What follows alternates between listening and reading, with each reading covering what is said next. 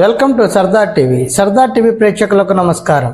బాపట్ల జిల్లా మేదరమెట్లలో ఎస్ఐ చంద్రశేఖర్ ఆధ్వర్యంలో సోమవారం కార్డెన్ సెర్చ్ నిర్వహించారు. పోలీసులు ప్రజల నుంచి వారి వివరాలను అడిగి తెలుసుకున్నారు. అనంతరం ఎస్ఐ చంద్రశేఖర్ మాట్లాడుతూ ఎన్నికల కౌంటింగ్ 4వ తేదీన ఉన్నందున ఆ రోజు 144 సెక్షన్ అమల్లో ఉంటుందని అన్నారు. ఎలాంటి సంబరాలు, ర్యాలీలు, బాణాసంచాలకు అనుమతి లేదని ఆయన పేర్కొన్నారు.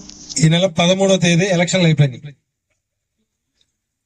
అంతకుముందు ఎలక్షన్ నామినేషన్లు, ప్రచారాల సందర్భంగా ఈ గాంధీనగర్ లో చిన్న కొట్లాట ఇన్సిడెంట్ ఒకటి, తోపులాట ఇన్సిడెంట్ సంఘటన ఒకటి జరిగింది.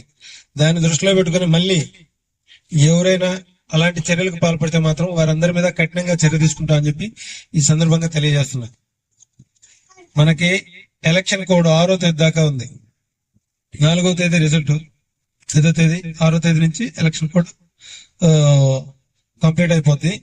అప్పుడు దాకా ఏ చిన్న కేసులు నమోదైనా ఎలక్షన్ కేసులుగానే పరిగణించబడతాయి. కాబట్టి ప్రతి ఒక్కరు ఎవరు గొడవల్లో ఇన్వాల్వ్ కావద్దు, గొడవలు పెట్టుకోవద్దు. ఎలక్షన్ రోజు కౌంటింగ్ కేంద్రాలకి, ఎక్కడ మన దగ్గర బాపట్లలో కౌంటింగ్ జరుగుద్ది. బాపట్ల కౌంటింగ్ కేంద్రాలకి ఎవరైతే ఏజెంట్లు ఉన్నారో ఆ రోజు కౌంటింగ్ ఏజెంట్లు వారికి మాత్రమే ప్రవేశం ఉంది. మిగతా వారికి ఎవరికి అవకాశం లేదు. అక్కడ ఎక్కడున్నా లాడ్జెస్ చెకింగ్ చేస్తారు, వెహికల్ చెకింగ్ చేస్తారు. అనుమానితులు కొత్త వ్యక్తులు ఆ ఏరియాలో ఉంటే వారి మీద చర్య తీసుకోవడం జరుగుతుంది. 144 సెక్షన్ ఉంది. నలుగురు ఉండేదానికి లేదు. కాబట్టి అందరూ ఆ రోజు అయితే కౌంటింగ్ కేంద్రాల వద్ద ఎవరైనా ఏజెంట్లుగా ఉంటే తప్ప మిగతా వారు ఎవరు అక్కడికి వెళ్ళొద్దు. అదే రోజు 4వ తేదీ 144 సెక్షన్ 30 పోలీస్ యాక్ట్ అమల్లో ఉంటది. జిల్లా వ్యాప్తంగా అమల్లో ఉంటది. కాబట్టి నలుగురు అంతకంటే ఎక్కువ మంది ఉండేదానికి లేదు. అలా ఉంటే వారి మీద కూడా చట్ట ప్రకారం కేసులు నమోదు చేసి చర్య తీసుకోవడం జరుగుతుంది. ఎవరైనా విజయోత్సవ ర్యాలీలు, విజయోత్సవ ఉత్సవాలు, టపాసులు కాల్చడం, వీటిలన్నిటికి పర్మిషన్ లేదు. ఎట్టి పరిస్థితుల్లో అలా ఎవరైనా వాటిని చేస్తే వారి మీద చట్ట ప్రకారం కఠినంగా చర్య తీసుకోవడం జరుగుతుంది. కాబట్టి అందరూ వీటిలన్నిటిని అర్థం చేసుకుని ఎలక్షన్ కేసుల్లో ఇన్వాల్వ్ అయితే చదువుకున్న పిల్లకాయలు వారికి జాబులు రావు.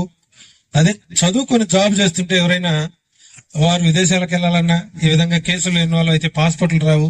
ఇంకా ఎలక్షన్ కేసులు, మిగతా కేసులు ఉంటే ఇప్పుడు కేసుల్లో ఉన్న వాళ్ళ మీద పాత కేసులు ఏదన్నా ఉంటే అవి కూడా వెరిఫై చేసి ఎక్కువ కేసుల్లో ముద్దాయి అయితే వారి మీద షీట్లు ఓపెన్ చేయటం, పీడీ యాక్ట్ కింద పెట్టడం. అదే ఎక్కువ కేసులు ఉంటే ఇంకా జిల్లా బహిష్కరించడం, ఇట్లాంటివన్నీ జరుగుతాయి. కాబట్టి అందరూ ప్రతిరోజు పని చేసుకుని ఉండేవాళ్లే. కాబట్టి కేసుల్లో వన్స్ ఇరుక్కుంటే మీరు మళ్ళీ కోర్టు చుట్టూ వాయిదాలు తిరగాల, లాయర్ గారికి ఫీజు కట్టుకోవాలి. వాయిదాకి నెలకు ఒక వాయిదా పడ్డా ఆ రోజు మీరు చేసుకునే పని పోతుంది, ఆ రోజు కూలిపోతుంది. మళ్ళీ కూలిపోను మీరు కోర్టుకు పోయేదానికి ఎక్స్ట్రా డబ్బులు అవుతాయి. ఈ విధంగా మీరంతా కేసుల్లో ఇన్వాల్వ్ అయితే ఇన్ని రకాల నష్టాలు ఉన్నాయి. కాబట్టి వాటిలన్నింటినీ అర్థం చేసుకుని ప్రశాంతంగా మీ అభిమానాన్ని ఓటు రూపంలో చూపించేశారు. ఎవరు గెలిచినా ఎవరు ఓడినా దాన్ని మీ ఇంట్లోపల ఇతర వ్యక్తులకు ఎవరికి ఇబ్బంది కలగకుండా సెలబ్రేట్ చేసుకోండి. బయట ఇప్పుడు చెప్పినవన్నీ అమల్లో ఉన్నాయి. కాబట్టి 30 పోలీస్ యాక్ట్, 144 సెక్షన్